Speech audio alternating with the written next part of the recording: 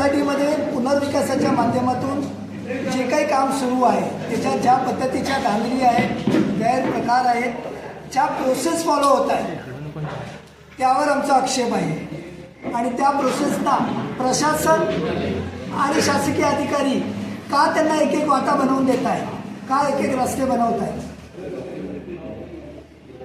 तशा आजही आमच्या संस्थेच्या पदाधिकाऱ्यांनी 20 लोकांना, 18 लोकांना, 15 लोकांना असे काही आकडे जे बाहेरच ठेवलेले आहेत त्यांना त्यांच्या घराचा अधिकारच दिलेला नाही। हां, परंतु त्यांच्या घराचा पुनर्विकास करायचा अधिकार संस्थेने स्वतःकडे घेतला आहे। पदाधिकाऱ्यांनी, प्रशासनाने ऑर्डर देण्यासाठी ते अधिकार स्वतःकडे घेतले। बिल्डरनी त्यांचं घर पाडण्यासाठी त्यांना आम्ही नवीन घर बनवून देऊ, त्यांना आम्ही भाडं देऊ, त्यांना आम्ही हे देऊ, आम्ही त्यांना ते देऊ याचे अधिकार घेतले, परंतु त्या 18 लोकांना त्यांचं म्हणणं मांडण्याचा अधिकार नाही। मग ज्या व्यक्तींनी आयुष्यभर मेहनत करून रक्ताचं पाणी केलेलं आहे त्यांना त्यांच्या घराचा संविधानिक अधिकार जर तुम्ही देत नाही आहात, पण त्यांच्या घराचं भाडे किती येणार, त्यांचं घर कधी पाडायचं, त्यांना नवीन घर कधी द्यायचं याचा अधिकार डेव्हलपरला दिला आहे।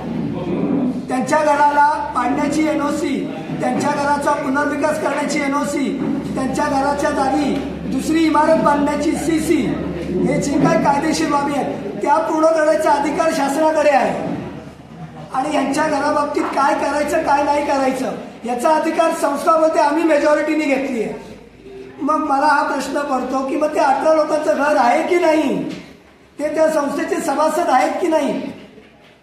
आणि सिडको म्हणते की आम्ही 120 लोकांना सदनिका दिली आहे, आम्हाला 120 लोकांनी प्रॉपर्टी टॅक्स दिला आहे, आम्हाला 120 लोकांनी पाणी बिल भरलं आहे, आमची लाईट बिल 120 लोक भरतात, पण संस्था त्यांना शेअर सर्टिफिकेट देत नाही, पण त्यांच्या घराचा पुनर्विकासाचा अधिकार या तिघांकडे आहे। मग अशा लोकांनी किंवा अशा संस्थेच्या सभासदांनी जर अधिकार मिळत नाही, मॅडम पत्रकारांना मी हा प्रश्न विचारतो, मग आम्ही आता येणाऱ्या महानगरपालिकेच्या निवडणुकीवर का बहिष्कार टाकू नये, का आम्ही मतदान करावं?